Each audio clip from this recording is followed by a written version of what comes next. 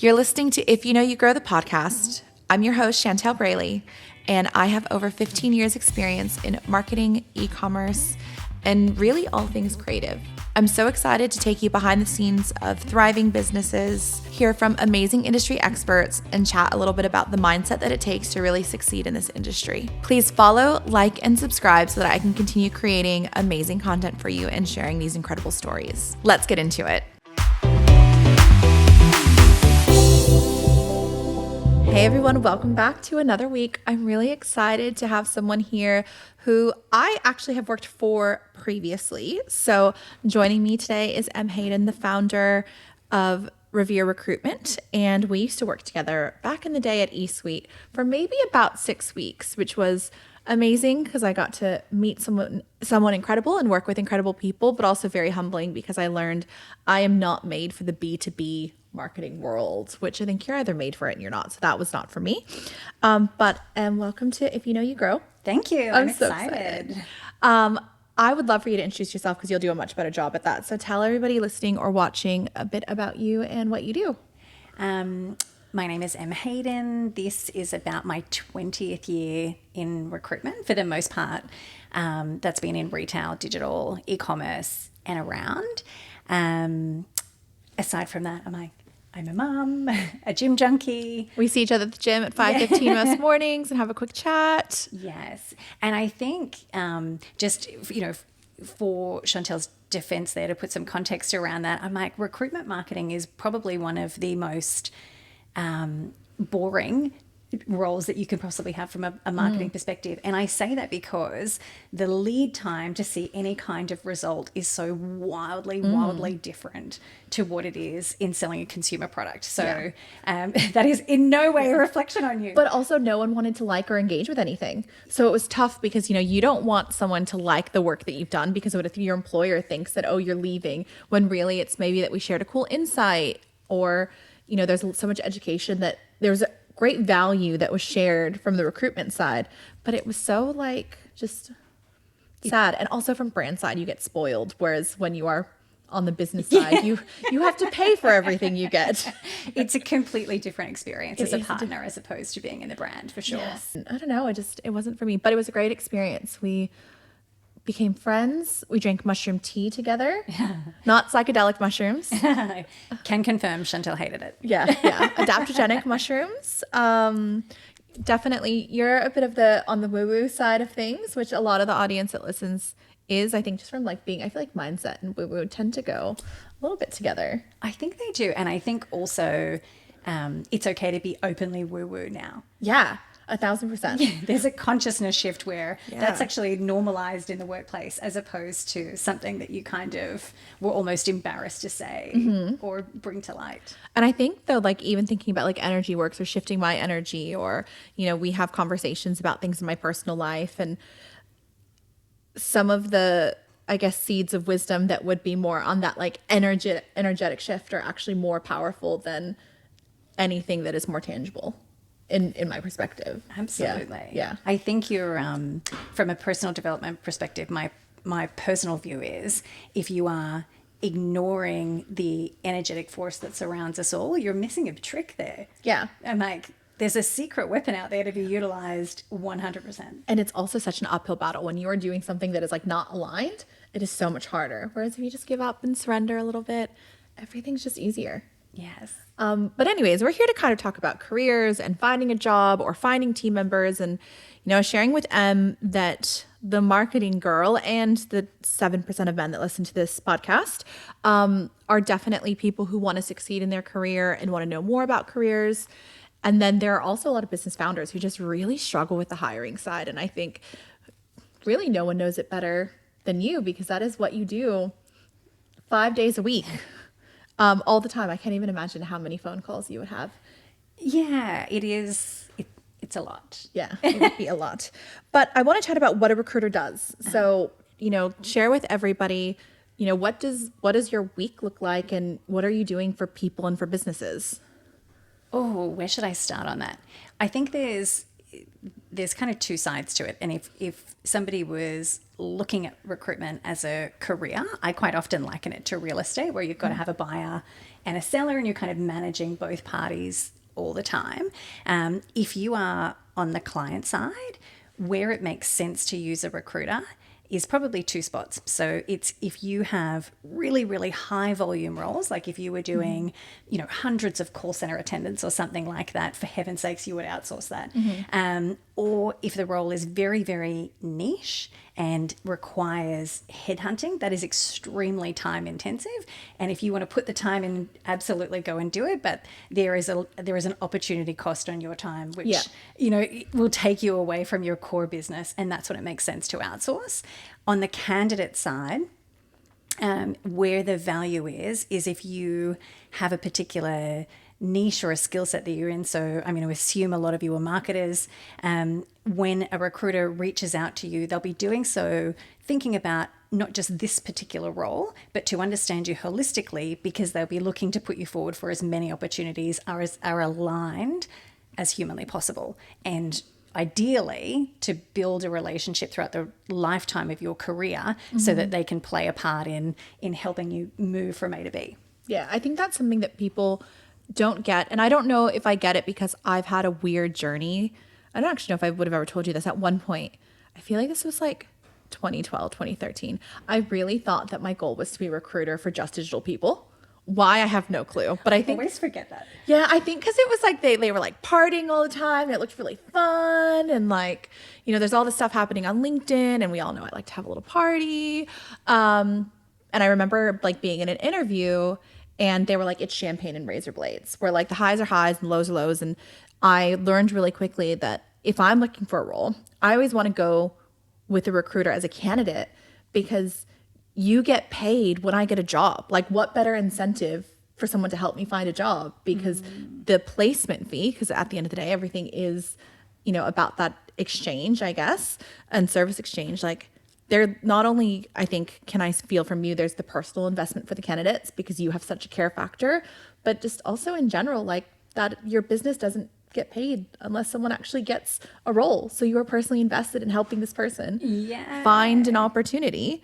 And even from a brand side, like you want to help them find the right person. Yeah. I think and just on that, so if you are a candidate and you're working with a recruiter, for that there is no fee, just in case that was... Oh yeah, sorry, I might have explained that. The brand is paying to help find you. Like that's how it works. So if you pay nothing, you actually almost get like a white glove service of being expedited into your dream role, or at least that's how I see it. It's very different. Yes.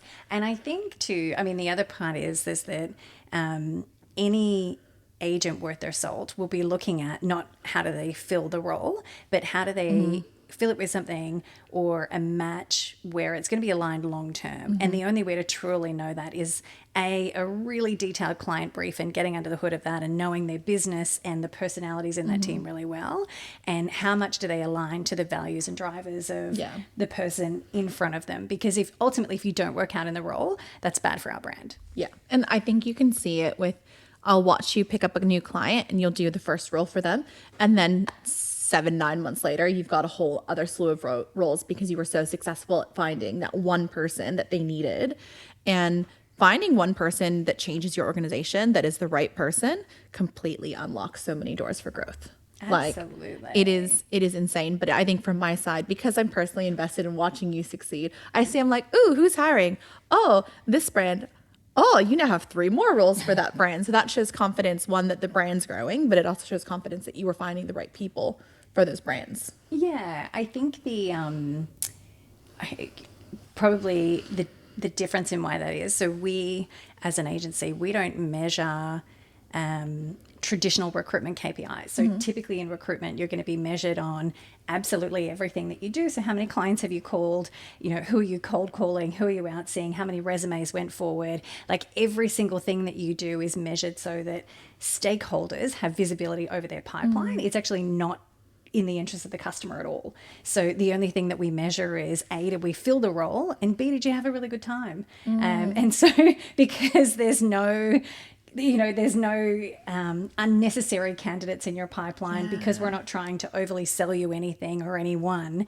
It makes it easy, I think, then for brands to come back. Yeah, that like it does make such a big difference though of like, did you find the right person? Did you have a good time? Because our industry is so small. It's important that I think you KPI it that way, because you could just churn and burn through candidates, or you could actually provide really great experiences and help the brands grow holistically. And then you get like that, I think, warm fuzzy of seeing people like, when you've set someone off. And again, like, I'm not a recruiter, but there are people who I remember being the person that like unlocked that first door for them, and then just seeing their little trajectory on LinkedIn. Yes. And then sometimes 5 years down the line, knowing like, hey, you would be perfect for this now, because you've kind of followed their career journey from there. I think our industry is small enough for that. It absolutely is. So I talk a lot, or I guess in general, LinkedIn talks about this. I've got my own feelings. Is there a talent drought at the moment? What do you think? Do you know, that's such a good question. So in every year, except for the last 12 months, you could define the year, I think, either by being candidate rich or candidate short. So it's either been a client's market or a candidate's market. The last 12 months has been neither. Interesting. Okay. And I say that so recruitment volume is up globally through the Western world. There's a lot of movement. There's a lot happening. However, people are so discerning both on the client side and the candidate side. So the key changes, if we compare it to COVID times where you had a ridiculous influx of roles and everybody was really candidate short, you end up with really crazy big jumps on salary. Yeah. And you get people being promoted above their station and put into roles that they maybe wouldn't have had an opportunity to jump into otherwise. So much of that during COVID. Yes. Now in our space, we have, essentially to live with that. So you've got people in roles that maybe they may have been, easier to do when the market's really good and everybody's spending their cash. But now you have to be a little bit more savvy. Things are a little bit harder to trade. It's more competitive. Yeah. Yes. Especially, it hasn't been the easiest 12 months for businesses. So what they want in their return on investment from an employee is different from what it was during COVID, when like, as long as your checkout wasn't broken, you were probably making money. Yes, absolutely. And so businesses are really discerning now, because it means that they've got to go through the awkward process of really assessing the skill in their team. And they have the luxury of being able to maybe take a little bit more time because there's not so much of a crazy compete for talent, and they can have a few options. And on the candidate side, I think what we have now is, obviously, the cost of living has changed. We have people that, maybe it's not their ideal role, but are a little bit scared in case the grass isn't greener. Yeah. And they know that they're not going to get maybe the crazy jump that they previously did, but they also won't jump without some kind of incentive. So you have both sides being so much more careful than they have been in previous years. I think that was like, there was this was on TikTok, so is it substantiated? I don't really know.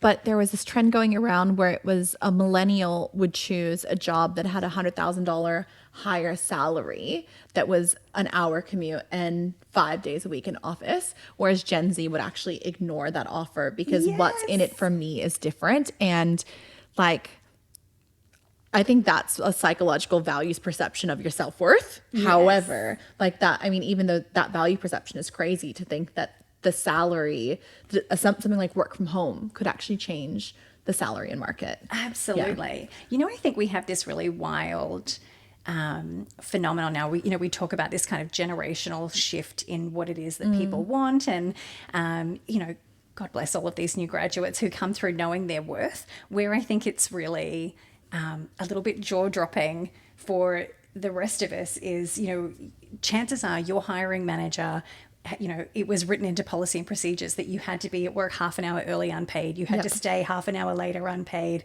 You were expected to be there years and years and years before you even thought about putting your hand up for a promotion. And so whilst we applaud you, we're also a little bit like, oh my God. Can you pay your dues just a little bit? Yes. Back in my day. Yes. Yes. Yeah. There is a real kind of like, oh, I love this, but also I don't love this. Yeah. I feel like it's such a give and take. And like for certain roles with teams, when I'm like telling the, founders like what I think, I almost feel like there are archetypes for each type of role you're trying to hire now. And so I'm like, creatives may willingly be in an office 5 days a week.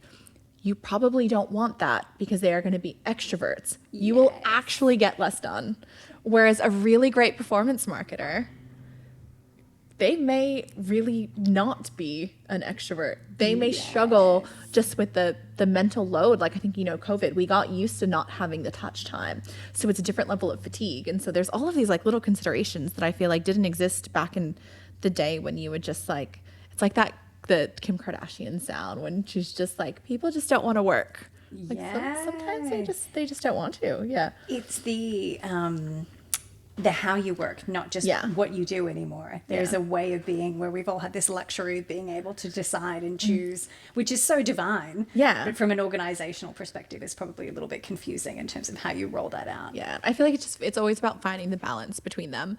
Are you seeing any jobs currently in market that like certain titles or skill sets that are trending that you're seeing a lot of growth in at the moment? Oh, that's a really good question. We saw a really big shift. So again, if we compare to the growth of COVID, where a lot of the roles that we did were very forward facing. So a lot of customer acquisition, paid media marketing, head of digital, head of e-com.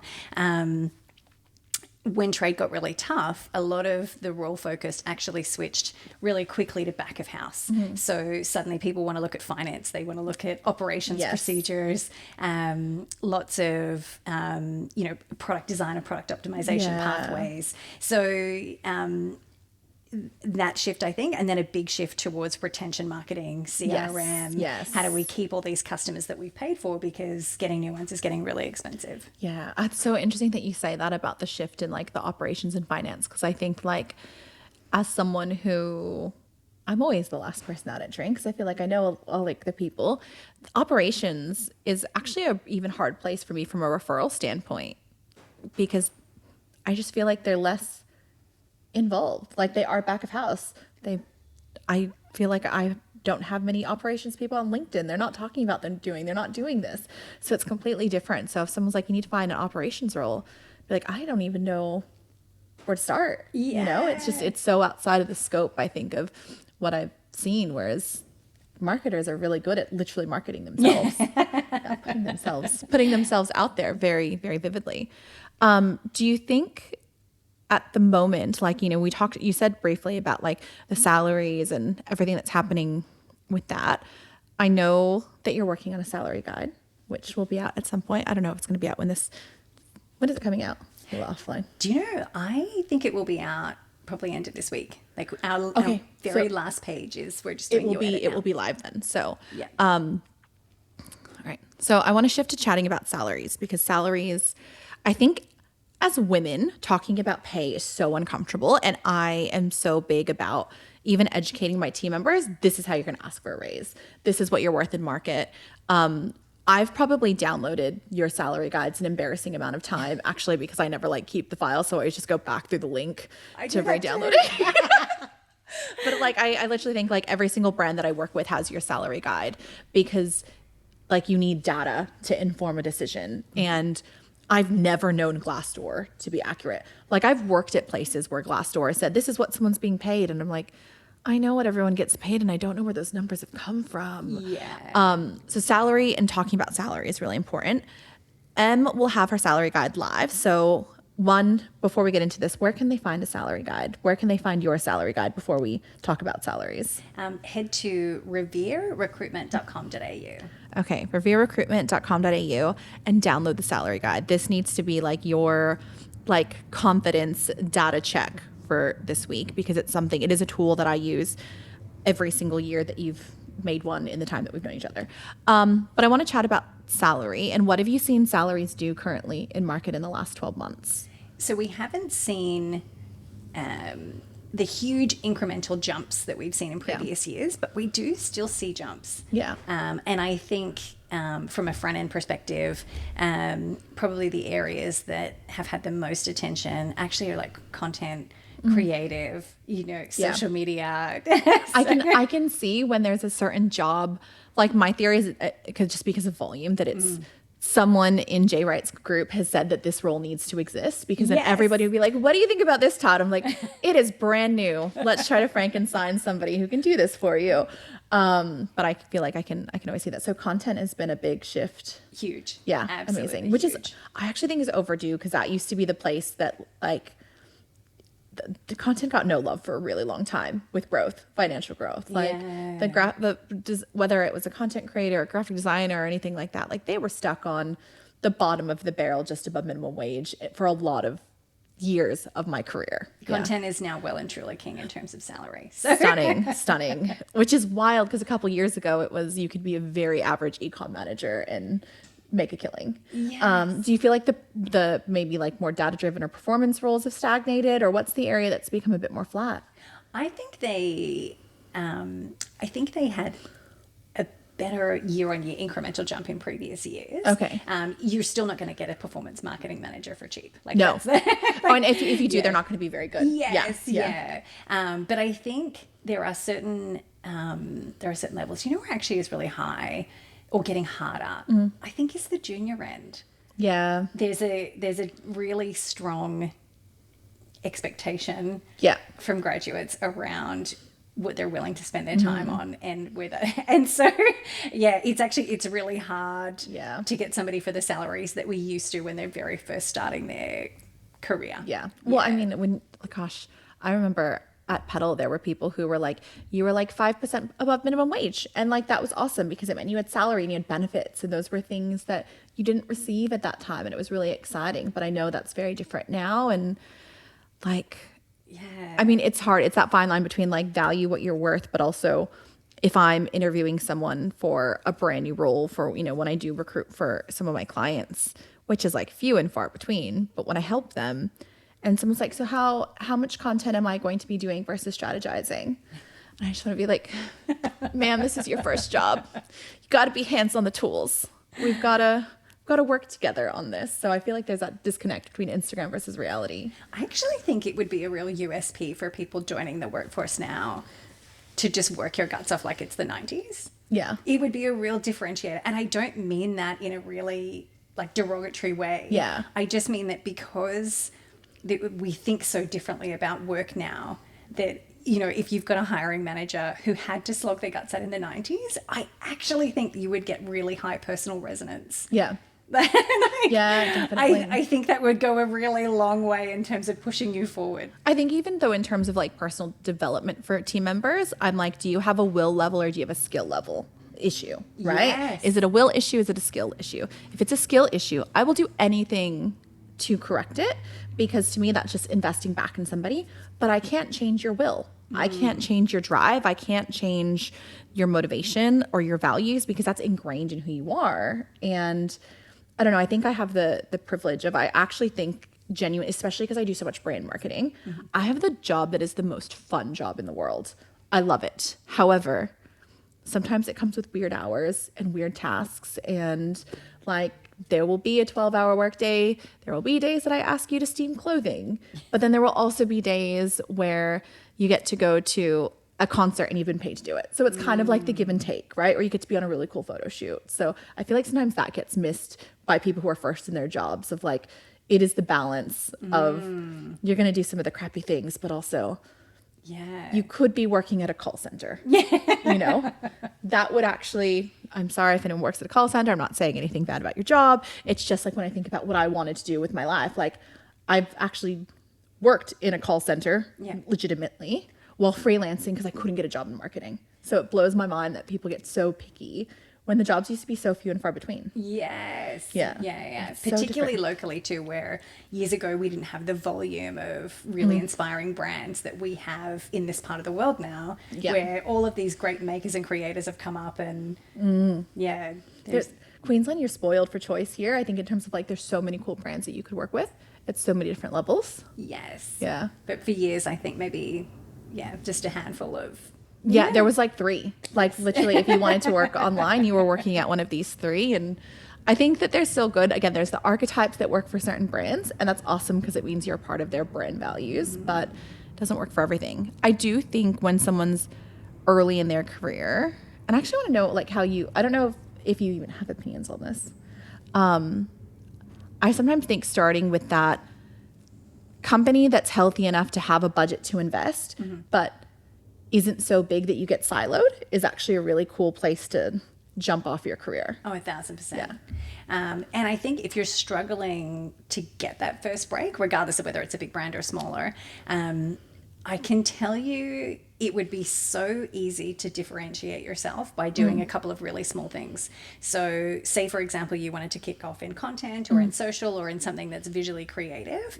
I can tell you 99% of the people that you are competing for a job with have not submitted a portfolio when they've applied for the job. So all you would need to do if you desperately wanted to be in content would be to shoot content in your spare time and record it and put it in a folio.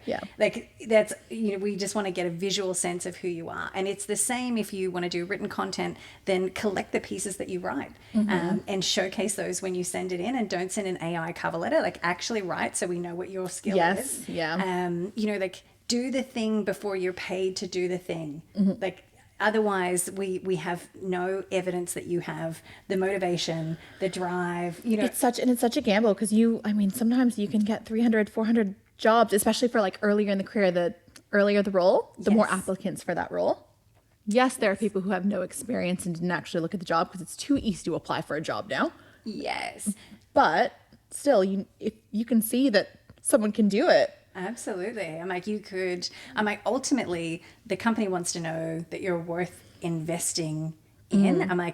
It would be so easy to differentiate because most people don't do it. Yeah. I also think like being open to cutting your teeth in maybe not your dream job aesthetically is important, because like everybody wants to work for CSB.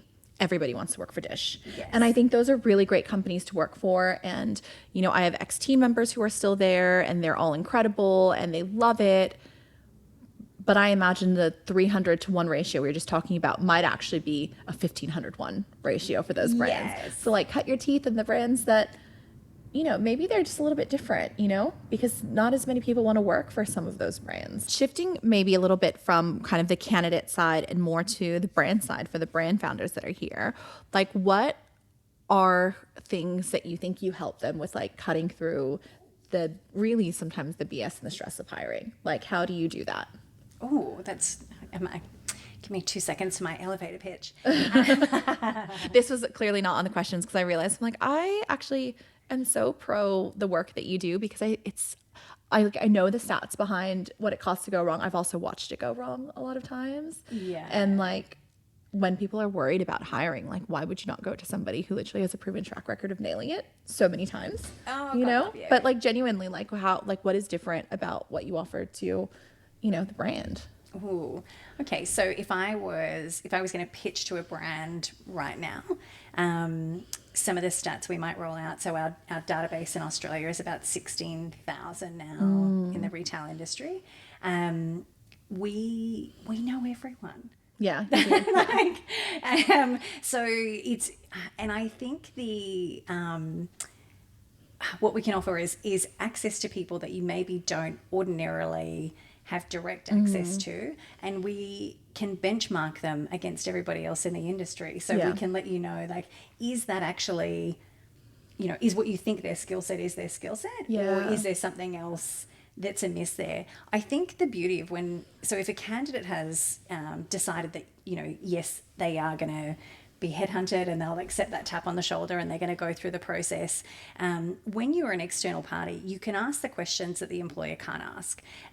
So we get a really good insight into what are people's motivations, drivers, all that kind of stuff. And we can tell you really honestly whether they're aligning to yours. And vice versa. I think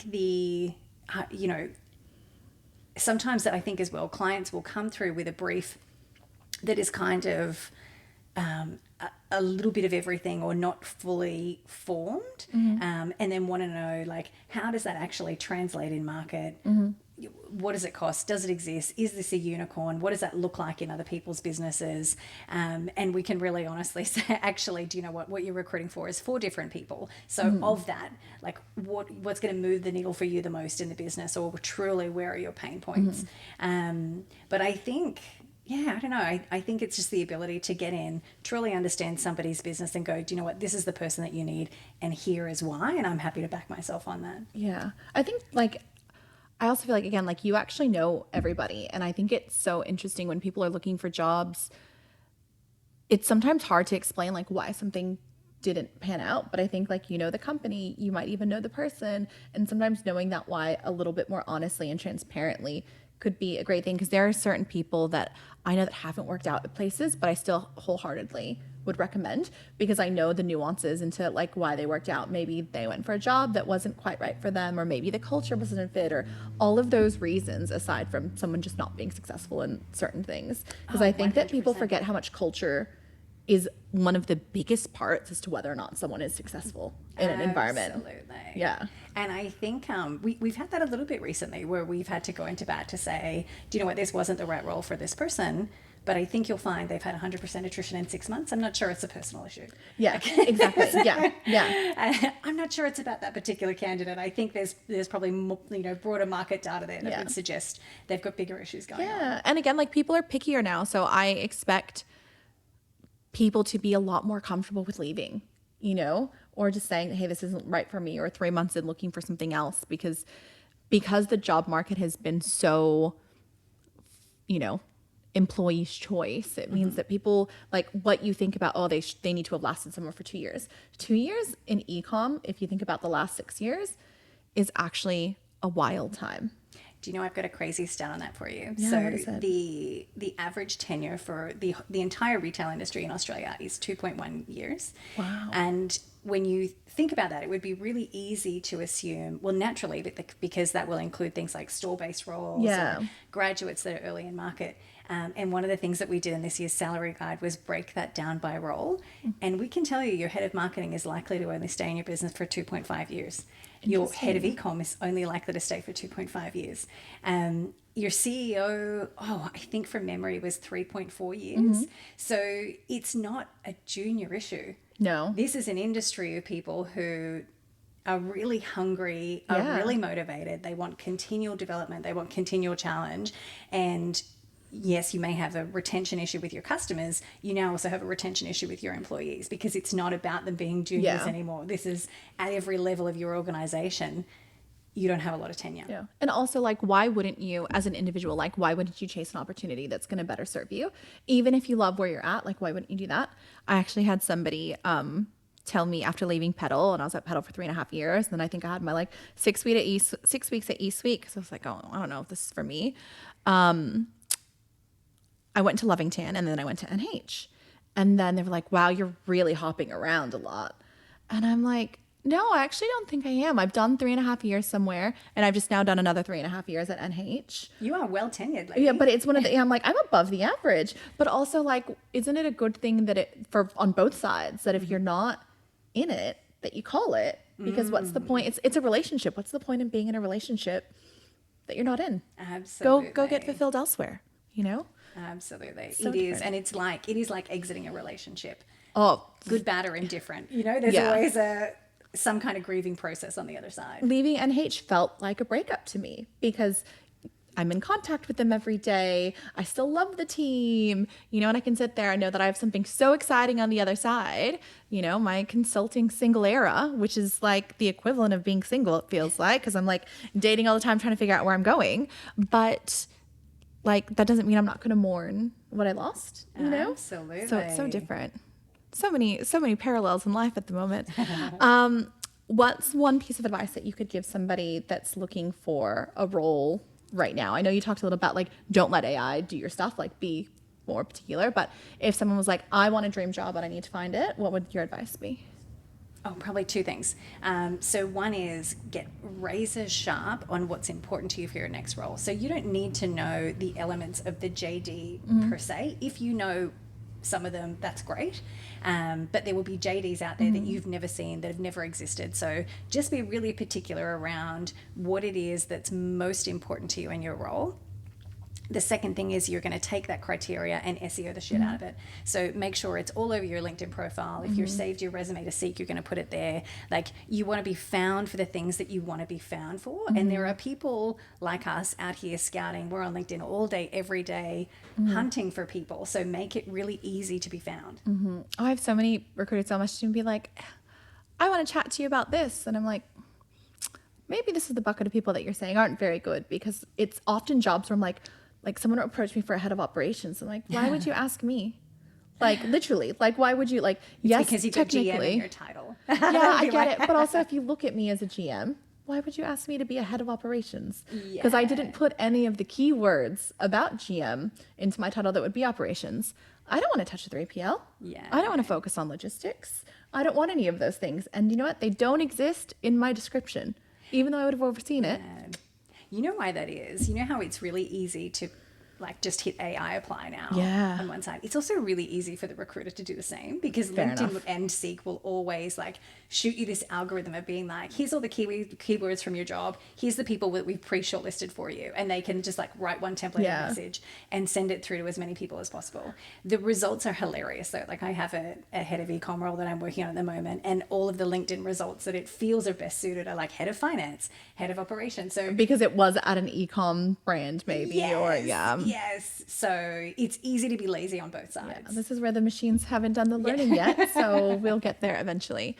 And if someone knows they want to find their next role, but they don't know what that role is, can they reach out to you, like just as a candidate level? Absolutely. Okay. Do you want my details? Yeah, I was like, I'll make sure that I tag Em on Instagram and then also on LinkedIn, and we'll include some stuff in the show notes. But I think like that's something that feels daunting. But I mean, I have actually had success in my career. Not in the, I haven't needed it since Pedal, but I think in the lead up before then, I definitely slid into some recruiters' DMs to get a job placement that I wanted, because it literally put me at the top of the candidate pile. We know the best brands. Yeah, exactly. You know the best brands, and you sometimes even know about things that haven't eventuated in market as well, because there's often the back and forth. Like, I know from my side of like, oh, I think I want to go for this, but I don't know if I want to go for it yet. Maybe it's premature. You know, and the client will be doing the same on the other end, or there'll be candidates that are, still in that decision-making process. There'll be clients that are still in their decision-making process. And sometimes you just need somebody in the middle to be like, can I just put you two together? Like, let's just do a blind date. Yeah. Okay, I think I've got my last question, because I feel like I meant to ask this earlier. So sorry, guys, stream of consciousness. Going back to salary, because money is so important. How does somebody make sure that it's clear to you what their boundaries are around salary? Like, what they want to make? Like, how do they make it super crystal clear? Because I have had so many interviews where you can tell that they've like watched a TikTok that told them what to do. And it grinds my gears where I've confirmed salary like 7 different times. And then I send them the offer, and then I get the same pre-canned response of like, blah, blah, blah, blah. I have researched XYZ. Yes. And based on my experience, I feel that the in-market value would be, and I'm like, it's actually not, dude, because I've really made sure that I researched this market value before bringing it to your table. And I wish we could have done this in like the 7 different steps I've confirmed. How does someone make it less awkward? When should they be bringing up salary? I would bring up salary as early as possible, because nothing will annoy a brand more than getting right to the end of a process and then you asking for a pay increase. Yeah. So be really transparent upfront. And I think there's 2 things I would say on this. So one is, if you're super early to market and you're a little bit junior, yes, absolutely have an idea in your head, but darling, you're going to need to flex on it. That's just the way the market goes. Yeah. You don't have the skills yet. We're happy to do a trade, skills for cash.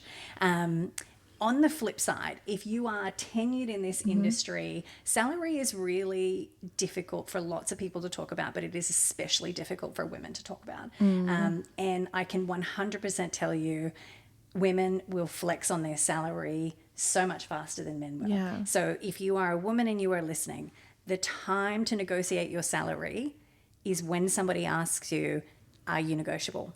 It is not before that. So you're not going to answer and say, oh, look, I was after 130, but I'm happy to flex on that if it's work from home, or, start rambling off a list of excuses around why you would like to discount yourself. Nobody asked, darling. Yeah. 1,000%. Yeah. The power is in the silence. You're going to say the number. and you're just going to sit in that awkwardness for a hot second because it's not awkward for the other person. So if they end up and they're like, we don't have that in budget, can we talk? That's the time, but it's not before. Yeah. I also think too as well, if you are using things like the salary guide, if you're being educated, you can go in with confidence. Like the way that you break it down, the reason I use your salary guide so much is because I know it's uncomfortable for people to talk about salary, so that when I'm showing an employee, hey, this is where you're currently at. Do you see how you are at an entry level? And do you see how you don't actually have any direct reports yet? So do you see where the salary band is? And do you see how we're at like 80% of the salary band? So if we improve these things, what we can do is promote you into this next level. Like I empower them with those details. Oh, I love that. I want women to not be uncomfortable about money whatsoever. Like I know it's like a pipe dream because men are all about like what they do. They can do 80% of the role and they'll do it, whereas women feel they need to do 100%, or actually I think the men's statistic might be lower. But like you should always, if you know what you're worth in market, I very much feel that you should ask for it. Where you don't have the confidence, this is again like the self-development thing. Is it because you have work you need to do with yourself and you need to work on your self-worth? Or is it because you watch a TikTok where you heard that someone at Pinterest makes 160 grand a year and you don't actually understand what vested shares means, and it's like a longer thing? Because I don't know why, but people at Pinterest make a lot of money in America. Yes. They love to share it, and then you have to break down like, this is what vested shares mean and this is what equity means, and like they're not actually taking that home, and you can't make that money. Absolutely. Yeah. It's and also like completely different industry sectors, right? Like ultimately they're a tech company. Yeah. And that's where the coin is. Yeah. do you want to work in tech or do you want to work in content? They're dramatically different, and Absolutely. the skill set's different, but also like you didn't go to an Ivy League in America. So that's probably how they got the job, and like it's just so nuanced. But yes. I think also it's about like if you're really tenured in your role and you're one of those really rare people now that has been super loyal to a brand, I applaud you, but B, you've probably missed every opportunity to ask for a pay rise that people that have been jumpy have gotten. Yes. Because it's so much easier to ask a new employer than it is for people to go to their boss and be like, hey, I think maybe I'm underpaid. So I would encourage you to pull out the salary guide and just every once in a while, just double check where you are benchmarked compared to new employees who will be joining the business that you're in, if that makes sense, or if you are on market, what does that look like? Because the cost to replace you is so much more expensive than if you just stayed in the role and were given a pay bump. And if you're a great employee, it's actually hard to replace you. Like if you are somebody who you know is actually adding value every single day, have the confidence in that, because I think that like you're the like unicorn, you're the person that, there's a couple people in this industry that they know they can call me, and when they're like, I want to find a new job, I'll be like, I will find you that job, because I will put my name on them because they're so incredible. And that's how you get into big companies, by having that brand, that's how you get put into, I was like, I don't want to name companies because I don't want people to know who the people are, but just like, that's how you get into that dream brand with half an interview, because you've worked really, really hard and you've created a great brand, and people remember. Oh, it's like, again, the industry is too small. Like I love that our industry is small because you've got so many great friends. Like we can be work friends and see each other at the gym at 5:15 and download on all the crazy life adventures. But it just means that there's not going to ever be anybody that's in my orbit that isn't also in yours. Absolutely. Yeah. It is very small. It's so small. Thank you so much for coming today. I actually had such a great conversation with you. Me too. I loved it. Thank you so much for having me. You're so welcome. So again, I will put everything so that you can find Em. I'm super passionate about career and development and, making sure that you know how to get the job that you want, because I think that's ultimately why a lot of us are here. So if you do have any questions, feel free to slide into her DMs or, let me know and we can maybe do Q&As or something. Have a great week and thank you for joining.